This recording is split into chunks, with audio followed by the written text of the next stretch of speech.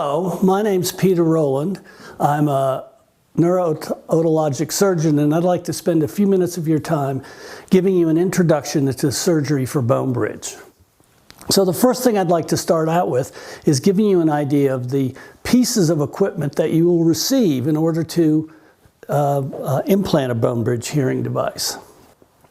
So you will need a kit called the Bone Conduction Implant Kit, which will contain the actual device that you will end up implanting into your patient. You will also receive a bone conduction implant sizer kit.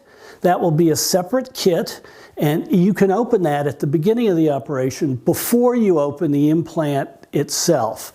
And this kit, the sizer kit, will allow you to make your appropriate placements and decide where you want to put each portion of the device before you actually open the device itself. You will also receive a torque wrench kit. The torque wrench kit includes the screwdriver that you will need to place the screws into the device, and a separate skin gauge kit. These are reusable instruments. You will not receive them sterile, and you can keep them and use them for all your subsequent bone bridge surgery. So these two kits should become part of your permanent surgical instrumentation for using the bone bridge device. And finally, you'll be able to order implant lifts, and we'll talk about that in a minute, but you'll have several options in terms of the types of lifts that you'll be able to order. So the bone conduction implant kit itself includes the actual implant that you will implant into your patient. It includes a coil sizer, which will allow you to determine where you want to place the coil, and it can be attached to the plastic T-sizer, transducer sizer, and so you can easily attach the coil sizer to the transducer sizer for planning the placement of your implant device. And it also includes a single-use drill bit, which is attached to your surgical burr. The drill bit is used to drill the fixation holes for the implant. It comes with a stopper that ensures a perfect drilling depth.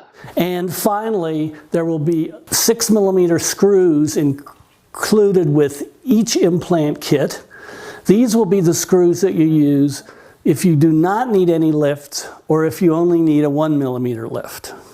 The device itself has a body or a coil that's about 4.5mm thick. The width of the floating mass transducer with the wings attached is about 24mm. The depth of the floating mass transducer is 8.7mm, and the width of the floating mass transducer that will fit into the bone itself is about 16mm in diameter, and it weighs 25 grams. With the implant kit itself, you will receive 3 screws. You will receive 2 gold 6mm screws. These are the regular screws. And you will receive 1 additional blue-colored screw. That's the emergency screw.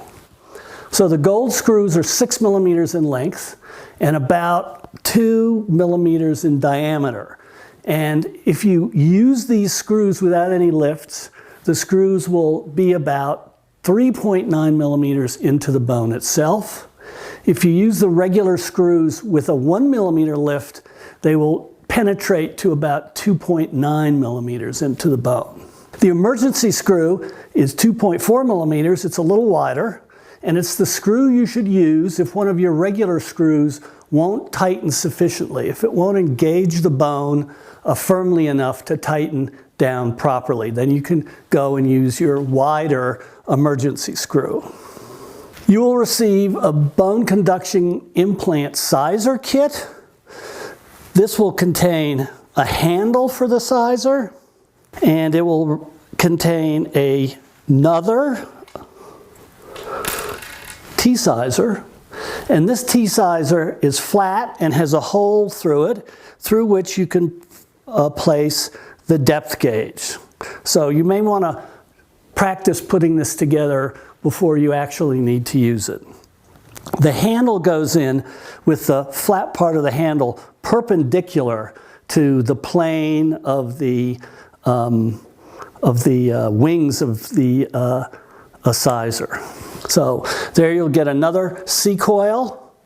You'll get the T-sizer that has a hole in it for the depth gauge, and finally you'll get the handle.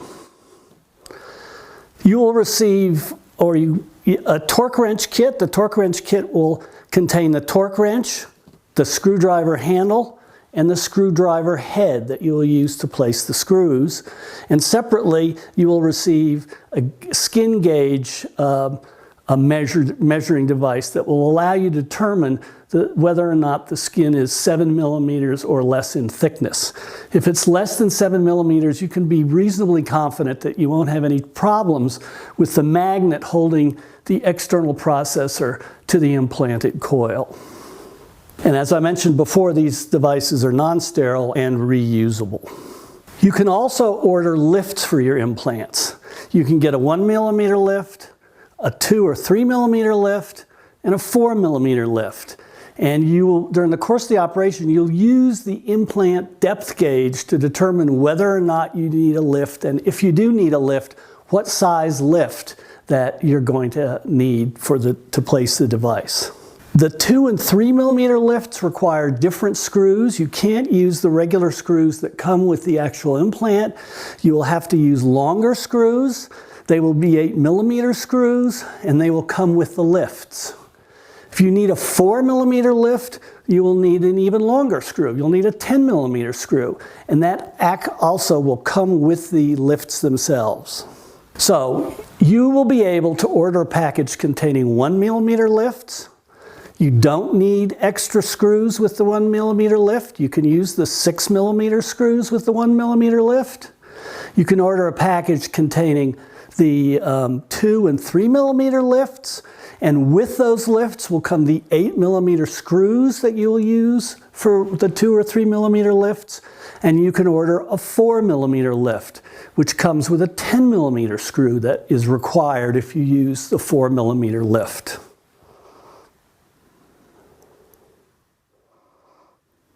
So you can see that you can fit the depth gauge into the flat T-sizer, and the deeper you push the depth sizer into the recess in the bone, the fewer lines will show up. And we'll show you in a minute how you can use that to measure whether or not you need lifts. Here you can see 3, 2, and then 1 line showing, and that will determine the size lift that you need. So let's go through the operation step by step. First thing you'll need to do is decide where you want to put the floating mass transducer. And there are 2 recognized positions for the floating mass transducer. You can put it in the sinodura angle, in front of the sigmoid sinus, below the middle fossa dura, and in that position it's usually quite close to the posterior edge of the external auditory canal. You can use the temporal line, which extends posteriorly above the mastoid and is slightly thickened and provides a good firm bony ridge into which to place a screw. And you can use the digastric ridge inferiorly that similarly has slightly thickened bone and is also a good place to fit a screw into where it can be held quite firmly. Or you can put the device behind the sigmoid sinus. This is sometimes used in people that have had previous ear surgery and provides excellent results. In that case, you can still use the thicker bone of the digastric ridge to accommodate one of the screws, and then just the cortex of the posterior skull to accommodate the second screw. We recommend that you use a double layer incision. So you should have a skin incision and then a separate incision to go through the fascia or periosteum. Those 2 incisions should be non-overlapping.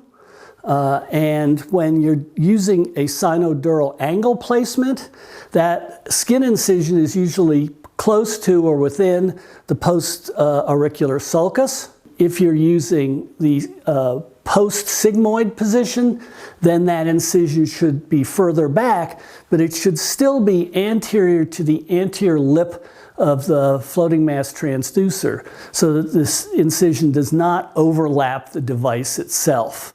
That helps prevent extrusion and skin flap problems. And if you're using the sinodural angle, most folks make an anteriorly based skin flap. If they're using the post-sigmoid position, it's usually a posterior skin flap.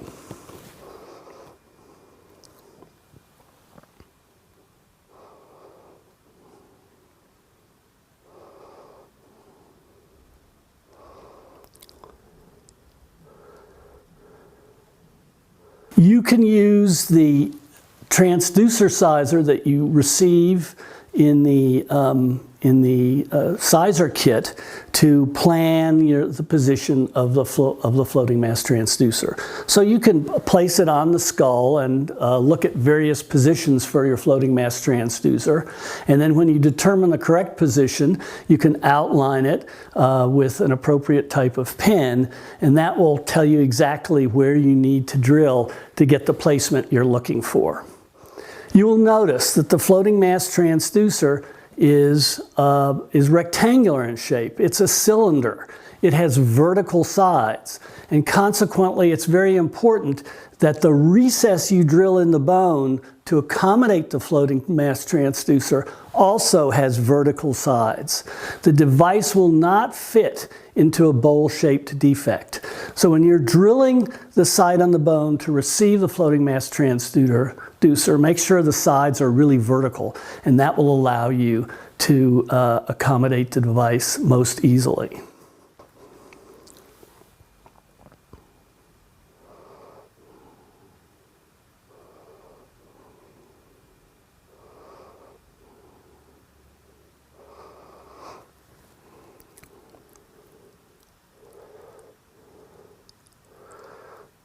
Here you can see that the surgeon's paying very careful attention to make sure that the sides of that recess are vertically oriented. So once you've created the recess in the bone you want to use to hold the floating mass transducer, you can attach the depth gauge as we've showed you. You should then put the wings of the floating mass transducer firmly on the bone and the depth gauge into the recess, and then press firmly on the handle until the bottom of the depth gauge contacts the bottom of the bony recess you have created. That will allow you to measure the actual depth of the bony recess. And then you can look at the depth gauge to see if any lines are showing. If no lines are showing, you do not need a lift and you can use the regular screws. If one line is showing, you will need a 1 millimeter lift, but you can still use the regular screws.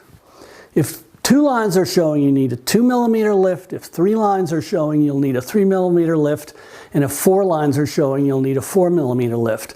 And you will need the appropriate screws for the size lift that you're using. There you can see that the depth gauge has been placed in that video, and that I think 1 line is showing. It is critical that the wings of the floating mass transducer lie firmly attached to the bone. There should be no air gap between the wings of the transducer and the bone at the edge of the recess, and there should be no soft tissue between the wings of the bone. The wings of the floating mass transducer and the bone. The wings of the transducer have to be tightly attached to the bone, because remember, the vibratory information is transmitted through the screws in the wings and not through the floating mass transducer. In fact, it's good to have a little bit of room between the floating mass transducer and the edge of the bony recess so that the floating mass transducer can move freely.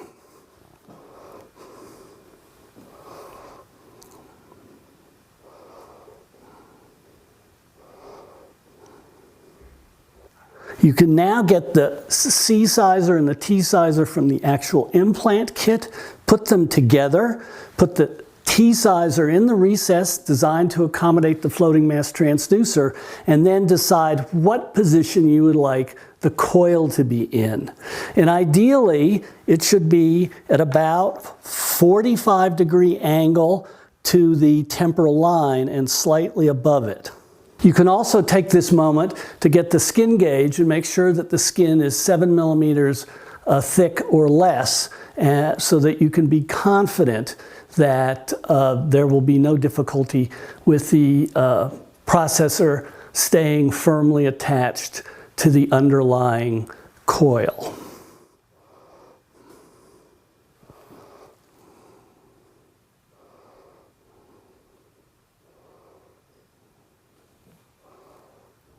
You're now ready to drill the holes to accommodate the screws to attach the floating mass transducer to the bone. And usually the easiest way to do that is to use the flat transducer sizer, orient it so that the drill guides attached to the plastic T-sizer are oriented where you want the screws to go. Hold the T-sizer firmly and make sure it doesn't move between your first hole and your second hole, and then make the drill hole with the drill bit included in the implant kit. And you should do this by pressing firmly on the drill until the stopper on the drill touches the drill guide on the plastic transducer sizer. You should do that with a single stroke if possible. You should stop the drill turning as soon as the hole is complete. You shouldn't just let the drill burr turn in the hole, and you shouldn't work the drill in and out more than one time. The screws should always be as close to a perfect right angle to the skull as you can make them.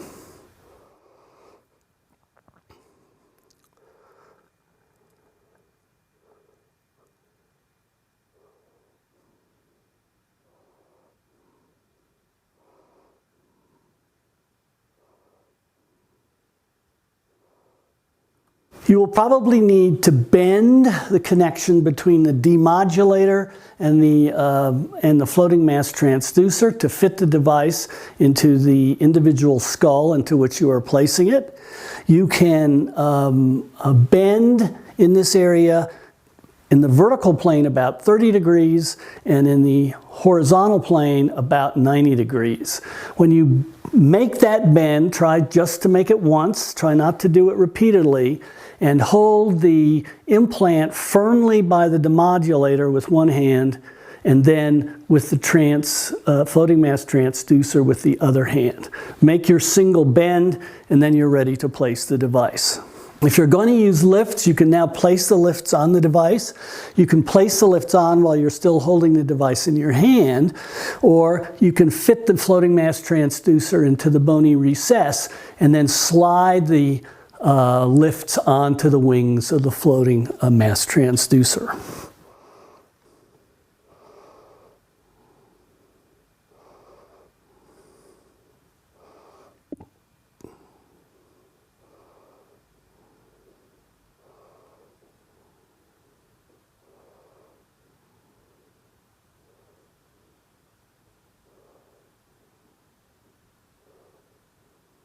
Remember that if you need to, you can use different size lifts on each side of the floating mass transducer, if that's what it takes to make sure that those wings are firmly attached to the bone.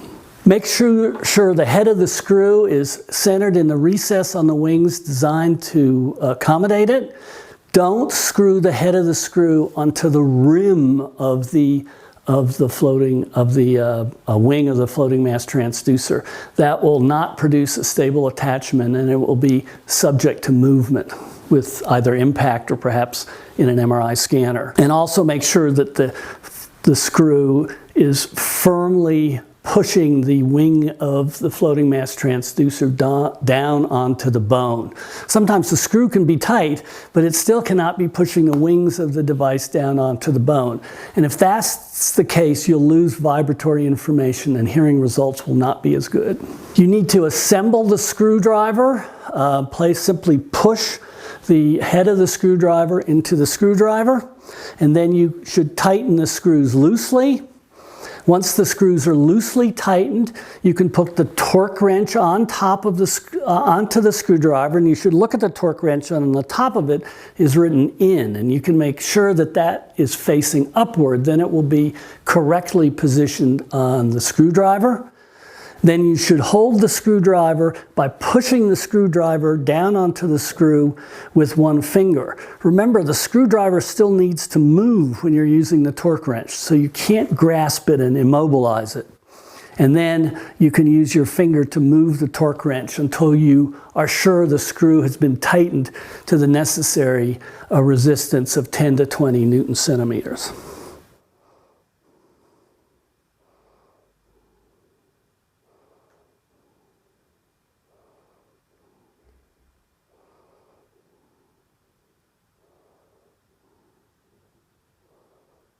There you see how to use the torque wrench. So at this point you should look and make sure everything looks right on your implant. Are the wings attached firmly to the bone? Is the C-coil really under the periosteum the way you want it to? Is the pocket that you've used to place the coil in big enough, but not too big? You don't want it too big. You can take your finger and try and move the floating mass transducer to make sure that it's firmly affixed.